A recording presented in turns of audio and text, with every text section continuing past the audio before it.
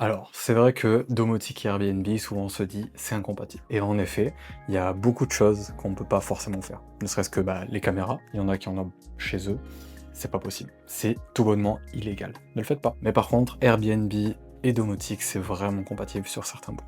Alors je sais que ça fait peut-être un peu débat, ou je sais qu'il y a des restrictions à ce niveau-là. Les boîtes à clés. Il en existe des connectés qui pourront directement proposer un lien ou directement un code qui pourra changer directement sans y avoir accès pour les personnes qui ne sont pas directement sur place, histoire d'être sûr que la personne à qui on donne le code est bien la personne qui récupère les clés du logement. Donc ça, c'est super sécuritaire. De plus, les détecteurs de fumée, il en existe déconnectés, et ça c'est vraiment pas mal, car si jamais on a un Airbnb, c'est-à-dire que des fois il n'y a personne dans le logement, il n'est pas rare d'être une personne qui par exemple habite loin de là où on a son Airbnb, et c'est super important de savoir un peu ce qui se passe à distance. Également, c'est vrai qu'on peut retrouver aussi des écrans de contrôle. Alors ça, certaines personnes vont pas spécialement être à l'aise avec la technologie, mais entre avoir un écran de contrôle avec plein d'explications dessus, ou même des boutons personnalisés directement pour son logement, je trouve ça limite plus simple que de devoir expliquer à chaque fois où sont les boutons de la climatisation, où sont les boutons de ci, de cela, car cela diffère selon vraiment les marques, les logements, etc. La télévision,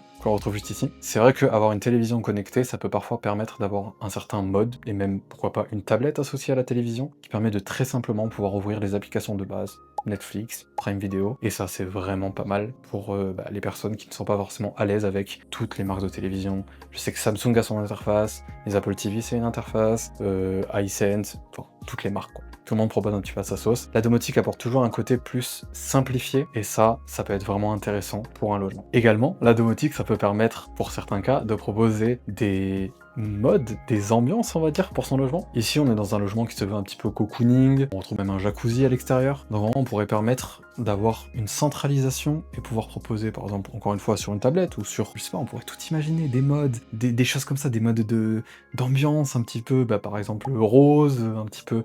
Ce serait vraiment intéressant, et ça rajouterait vraiment un charme et une expérience. Alors, il existe aussi toute une panoplie de capteurs qui peuvent être par exemple des capteurs de fuite d'eau, des capteurs de monoxyde de carbone, des capteurs... enfin, tout plein de capteurs. Tous ces capteurs peuvent vraiment permettre de savoir à distance ce qui se passe dans le logement. Quand on fait du Airbnb, il est vraiment important de savoir un petit peu s'il n'y a pas de fuite d'eau, s'il n'y a pas d'appareils qui ont été oubliés notamment par les personnes qui sont venues, les invités qui sont venus et qui sont repartis, les clients. Et ça peut vraiment être intéressant, que ce soit pour l'écologie, l'économie, ou même avoir une certaine tranquillité d'esprit. Car oui, c'est ça la domotique, pouvoir se dire je connais l'état de mon logement, remonter des informations pour améliorer le confort ou la sécurité, ou les deux, et surtout être sûr que son logement soit vraiment... limite que le logement devienne vivant, nous parle, nous donne des informations, car c'est ça l'avenir. C'est de savoir un petit peu l'état de la porte, si elle est bien fermée, si elle est bien verrouillée, savoir que il n'y a pas de fuite d'eau, pas de fuite de gaz, pas de chauffage qui reste allumé après le départ d'un client. C'est vraiment toutes ces choses qui peuvent vraiment être incorporées dans un Airbnb,